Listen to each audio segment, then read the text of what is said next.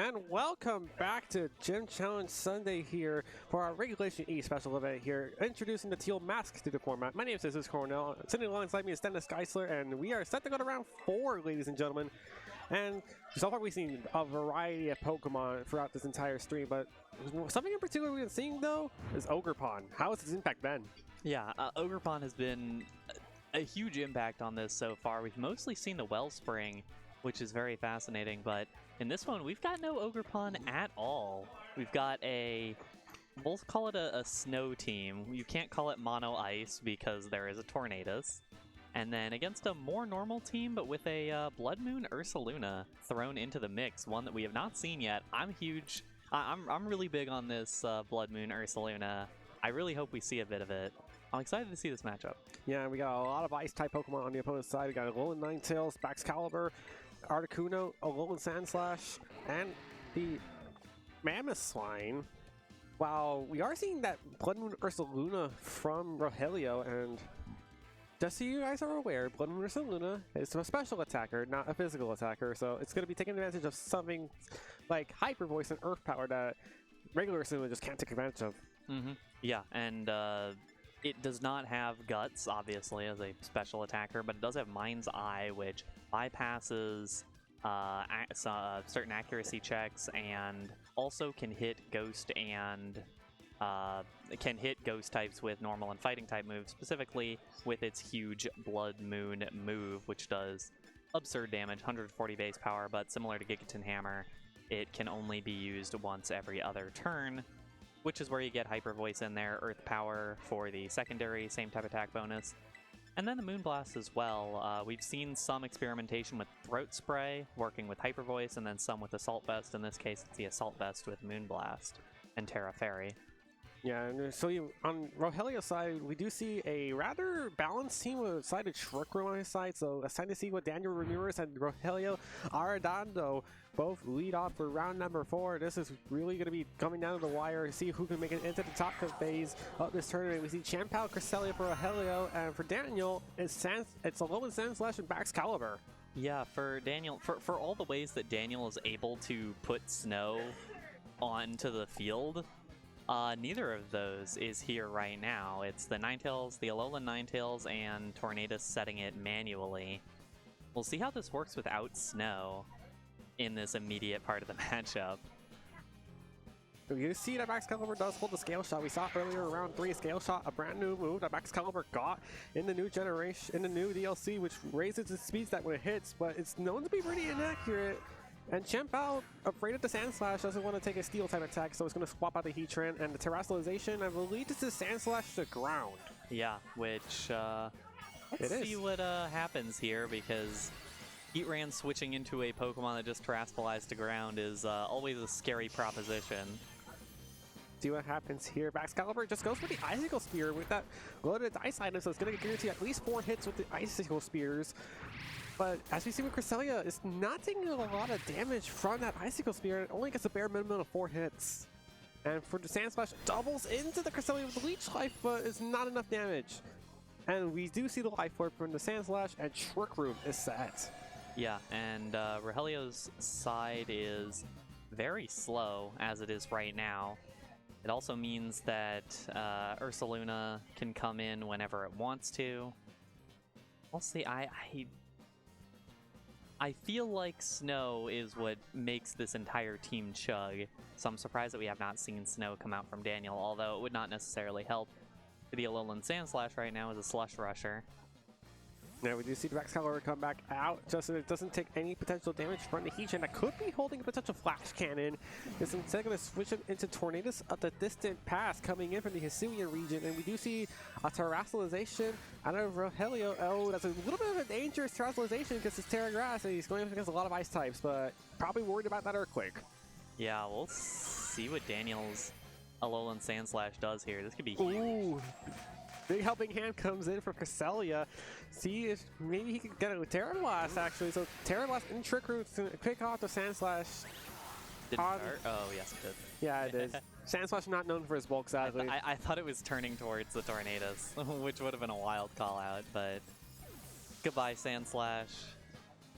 rough loss of the Terra there, and now this starts to get pretty difficult for Daniel. You've lost a lot of your damage now. Excalibur is a lot of the damage you have remaining. And a defense boost for the Snow is actually not quite helpful against two special attackers currently. Scale Shot might get a knockout on Cresselia, but you're not benefiting from the speed boost, so Excalibur's in a weird spot, and Tornadus... I guess the good news here for Excalibur is you're not really threatened by anything that Rogelio is showing right now. Heat Wave just provides an attack bonus for Excalibur. Terra Blast doesn't really do much. There's a helping hand once again from the Cresselia. Heat Wave is actually going to miss something. It's going to miss the Excalibur. And that actually, that's a big critical hit into Tornadus. And no, that will mean no snow comes out from Tornadus, but it probably went for a Bleak Windstorm anyway. Excalibur goes for the Icicle into the Heat Strand. This will probably get the knockout, although we wish it would have gotten the Thermal Exchange boost, but it won't matter. Yeah, that might have been best case scenario for Rogelio, as weird as it sounds, because it means that Excalibur did not get that +1 in its attack before Heatran ended up falling. And now Cresselia can just continue that supportive pressure with whatever else comes out here into this Trick Room. And we are going to get snow guaranteed. Snow will be guaranteed here. Oh, so here we go. The Blood Moon Ursaluna comes out into play. Oh man, I love how Blood Moon Ursaluna looks. It's such a funny looking bear. Do set up the snow now, so I believe there's 2 more turns of Trick Room left for Rogelio to take advantage of with this Ursaluna. The only question is, does it knock out either Pokemon? I would assume it does knock out the Ninetales, but would it be able to knock out the Excalibur with something like that Blood Moon? Yeah, it'll have to, first, it'll have to call the correct target, but past that, it'll be, definitely interesting. We're still kind of learning the damage ranges on a Blood Moon Ursaluna. Well, it's going to definitely knock out something with this helping hand boost is going to be receiving. Who moves first? Excalibur protecting. See what happens now. Moonblasted targeted the Excalibur, trying to get the weakness onto the Excalibur, and now Ninetales a free attack to go off. It's going to be the Blizzard in the snow. It's not doing enough damage to either Pokemon. That did, honestly, less than I was expecting, and as we spoke about in the last game, Ninetales deceptively low damage, mostly very fast, and does have a little bit of special attack, but when you're not invested, that can do much less damage than you would like. Speaking of less damage, now Excalibur needs to be able to get at least a double protect, because I believe there's 1 turn left to Trick Room, and if it doesn't get out of this Trick Room, this game might be over, but I don't think it... Wait, so Helping Hand goes first. Helping Hand does go first. Let's see if the Protect does come out. No, it's going to be an Ice Shard. Will it be another knock at the Ursaluna? It is not! Moonblast comes out, and down goes Excalibur, but I think Ninetales just gets a double knockout here with Blizzard. I think it does, and it'll depend on what the final Pokemon here is. And there it goes. Double knockout with the Blizzard. What is Rogelio's last Pokemon? It's Fluttermane. Oh wait, there's a there was a Chien-Pao in the back. There was a Chien-Pao in the back, yeah. Oh yeah, it was Chien-Pao. It switched out. And let's look at this Chien-Pao. Oh, it doesn't have good ways to touch the Ninetales good, especially now the Snow Boost actually gonna be helpful for the Ninetales right now. This could be a little awkward here. It'll depend on how much I think probably... And here's the Sacred Sword going into the Ninetales, actually doing a lot more damage than I thought it would, thanks to the neutral of Ice and Fighting. I was going to say, I think Moonblast is going to take this Chien-Pao down to Focus Sash, and I think the big thing was how much Sacred Sword could do in order to potentially set up a Sucker Punch or another Sacred Sword to finish off. It'll be close. There's another move I can see Rogelio making. He protects here on the last turn of Snow. Not only does he get out of the snow, but the defense boost's gone, and then he'll just be able to outspeed the Ninetales and win. I wonder if he'll recognize that. That is true. That is the... No, he doesn't recognize it. He's going for a flinch here with his Icicle Crash. Not enough for a knockout. Does he get the flinch though? No, he does not, and Daniel wins game 1. Yeah, and that was about as close as a game can get. I'm a little surprised that Rogelio didn't try to stall out the snow. Yeah, there might have been... I don't know the exact timer on the snow. It's 5 turns, when by the time the Trick Room ended, it was on 4. Okay. So it would have been on its last turn this turn. Okay. So yeah, that was a potential situation to get out of that one, although I think, I don't know, Icicle Crash was a potential out as well. Yeah, it was. It just didn't find the flinch that Yeah. Rogelio wanted. Yeah, exactly. Regardless, interesting game number one. I wish we had seen the snow a little earlier into that battle, as I think Daniel had some potential advantages early on that it could have been more manifested if snow was actually active instead of not really being there early on. Yeah, and this is just something that people kind of need to be aware of because weather is a big part of the game, especially these effects. Well, and that's a big thing about Rogelio's team here is that unlike a lot of teams, and I like experimenting with snow teams. I've been trying around a lot of snow teams. I've also tried a lot of sun teams. And the problem is that so many teams pack Tornadus or Thunderous in their incarnate forms with some move to reset the weather. Either towards rain is the most common one, paired with Urshifu Rapid Strike. Or even Sunny Day. Yeah, potentially Sunny Day as well, which I think will get even more common with the rise of both Ogerpon Fire, which will improve the damage of that even more and kind of work in tandem in the same way that Urshifu Rapid Strike did, as well as being able to work against snow, which will get more common. Rogelio doesn't have any of that, so Daniel has opportunities to set snow basically whenever he wants. And once again, Rogelio leads Chien-Pao Cresselia. He's going to try to stick to the game plan, and Daniel actually switching it up, not bringing the Sand Slash this time. Going to lead the Mammoth line with that Choice Band. Yeah, alongside the Tornadus, which is able to manually set that snow as soon as possible, if it wants to. It's not extremely necessary right now. Boosting the defense of Mamoswine isn't useless in this matchup. Icicle Crash does come out into the Tornadus, no priority coming, and Tornadus just falls immediately. Big damage from the Chien-Pao with a sort of ruined defense drop. Rock Slide does miss one of its targets. It just misses the Cresselia, and that's detrimental if it was a Trick Room that comes out, and it is. Yeah, I mean, it could have flinched the Cresselia. That definitely would have been a big help for Daniel, but not a terrible situation to be in right now. Mamoswine is very slow and is able to just kind of keep clicking Rock Slide if it wants to. With Ninetales here as support, able to make that even bulkier. The problem here is that Chien-Pao is now faster than everything in the field, because I think, well, Chien-Pao did get a knockout. Well, I'm not sure Trigger was exactly the play for the Chien-Pao if you wanted to get a Trigger up, but yeah, it could be a potential switch into something like that Heatran, maybe even Ursuluna Blood Moon right now, but also it just maybe gives Ninetales a free turn to go for Aurora Veil. Yeah, I think regardless, Ninetales is a free Aurora Veil turn. Unless the Sucker Punch comes in and probably knocks out the Mamoswine, which I don't think is going to happen. I don't think it can possibly take out this Mamoswine. Yeah, that's a lot more damage than I thought, but... well, Rockslide will knock out the Chien-Pao, but does almost a little damage to the Cresselia. And I believe this Ninetales did click Aurora Veil, and that's defensive boost for 5 turns. Yeah, that is a huge boost for this team. It is Covert Cloak Alolan Ninetales. We saw Light Clay Alolan Ninetales earlier today. Gets a couple more turns out of that Aurora Veil, but with VGC games being so short, you don't always need 3 additional turns after the 5 that you have. And we see the Heatran come in more favorable in this Trick Room, and now a potential Heat Wave could be coming, and this Mamoswine now wishes it could have held on to that Thick Fat ability instead of holding on to Oblivious to avoid Intimidates. Yeah. And it switches out immediately in fear of Heat Wave. Yeah, I think there's partly the fear of Heat Wave and also the fact that... Oh yeah, and Baxcalibur could take advantage of that with the Thermal Exchange. Mm-hmm. I mean, that's if it hits, because the last time we tried to get a hit from a Heat Wave for a Thermal Exchange, it did not hit.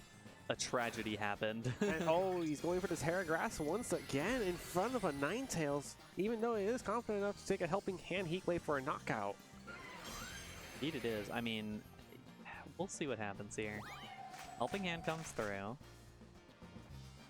And this Heatran...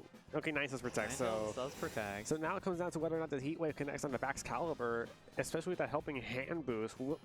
Does he even knock it out? I don't think so. Okay, it's Helping Hand against this Aurora Veil, not enough damage, and the Thermal Exchange is going to give Baxcalibur an attack boost. Indeed it does, and now Baxcalibur is very scary. with the +1 attack. One of the other reasons why the switch out happened there, I think, was because Mamoswine, that's the Pokemon, didn't really have any damage against Heatran with the Rock Slide, either unterastalized or terastalized. And so Mamoswine, it's probably better to preserve a tiny bit of health on the Mamoswine, get it back in later. Maybe an Ice Shard will be able to do something. And we are going to see a switch out from the Ninetales. Still threatened by a Heat Wave, even though this Baxcalibur could potentially go for an Ice Shard and get the knockout with on the grass type of the Heatran. And we're just going to see it protect just to stay safe. But that now means that Mamoswine came in for free and is able to Ice Shard next turn if it wants to. Tries to now goes off an Ice Beam onto the Baxcalibur. That's a big Aurora Veil, and the Icicle Spear goes into the Heatran to protect. Cresselia, I think he tried to go for some chip damage on the Baxcalibur, but just so people are aware, you cannot freeze Ice types. Indeed, you cannot. I think the big question here, one, what will the Mamoswine do? I think Ice Shard is the obvious answer, as Heatran can't really do anything about it, but how much damage will that Choice Banded Ice Shard do to Heatran if it does connect? I think also the bigger question, yeah, he's just going to stay in, go for another Helping Hand. Does this mean Ursaluna's in the back for Rogelio? Potentially. Baxcalibur protecting, so it just wants to make sure it survives another turn, and I believe this Mamoswine might be going for an Ice Shard here. No, it just goes for a Heat Wave. So either Mamoswine faints here, or we just got a dodge. It does not dodge. Does not dodge. Yeah, Mamoswine's out of here. I don't know about that. That was weird. I feel like Ice Shard was the obvious answer. Ooh, and Trick Room's gone. Yeah, I think that was the main reason for the Protect there, was to stall out the end of Trick Room. This is the scary part, because now you're dealing with a +1 Baxcalibur that could just Icicle Spear, and then this Blizzard Spam just happens. So it's more so like, is Heatran in danger? Do you target the Heatran, or do you target the Cresselia? Heatran just protecting. Let's see if Daniel got the read correct. Blizzard, that'll obviously hit the Cresselia anyways. Here we go. Blizzard comes in. Not a lot of damage into the Cresselia. Icicle Spear does go into Cresselia. And, first hit is a critical hit. The second hit, he might need 5 hits here out of the loaded dice, unless this fourth one takes the knockout on my commentator's curse, and it does take the knockout. The critical hit on the first hit might have played a role on that. Yeah, that was a close margin there. A lot of weird damage ranges when it comes to the Icicle Spear, potentially critting on each individual one. Aurora Veil down, Snow down now, so a lot more damage can come into Daniel's side, but at the same time, Daniel is the faster side here and has a lot of options to try to clear out the 2 remaining Pokemon here. Yeah, Ice-type moves coming in. This Ursaluna cannot go for Protect since it's holding an Assault Vest, so it's susceptible to that Icicle Spear, but now it comes down to whether or not Ninetales can land the Blizzards. Yeah, and that's the question as old as time. Will the Blizzard hit? No more Snow to help it out, which is the worst thing you could probably ask for. And it does miss at least one target. It missed both targets. That's brutal. That's really unfortunate. I don't know. Well, the Icicle Spear against another critical hit on the first hit. That's back-to-back tries. I think Icicle Spear was going to take down this Ursaluna anyways. That was a very strong Baxcalibur. The question here is how much the Heatran actually can do in this 1-on-2 matchup. Because I think Ursaluna was completely gone on arrival. Heatwave does double connect. It should be able to take a knockout on the Ninetales, and it does. Baxcalibur survives and gets another Thermal Exchange boost, and this Baxcalibur has shown to be faster than Heatran. I think Icicle Spear just finishes off this Heatran. I don't really know what Heatran can do about this other than hope to take a hit. I think that's really the only answer. Icicle Spear comes in at +2. There's the first hit, the second hit, and the third hit, and Daniel Ramirez cleanly beats Rogelio Arredondo with a 2-0 victory. And Baxcalibur actually having a very good showing right now in this gym challenge. Yeah, we've seen Baxcalibur a little bit over a longer period of time, but I'm really excited. And we didn't even see Scale Shot get used, but just the fact that Scale Shot is now a possibility for this Baxcalibur really increases the value of this Pokemon. It just gives so many extra elements to what it's able to do, being able to enhance its own speed if needed, being able to provide that dragon type damage if needed. And I think in general, having ice type moves, I mean, there weren't a ton of ice type moves in general in Regulation D, but now a lot more flying around, and it's really starting to impact that Terra Grass Heatran that felt like it had no weaknesses in Regulation D when flying type moves were kind of rare outside of Terra Blast, ice type moves were kind of rare, and fire type moves it was immune to. Bug type moves are bug type moves. Like, in general, it felt like that Terra Grass Heatran was really, really hard to touch, and now it's starting to get more common where physical ice type moves are coming through, including from that Baxcalibur, and I really like that matchup. Yeah, speaking of that, so Daniel now moves on to a 3-1 record. Rogelio might be out of the tournament, but he'll need to get another win to at least get a chance to bubble. So we'll be right back for round number 5, and don't you go anywhere. We have more Pokemon coming up.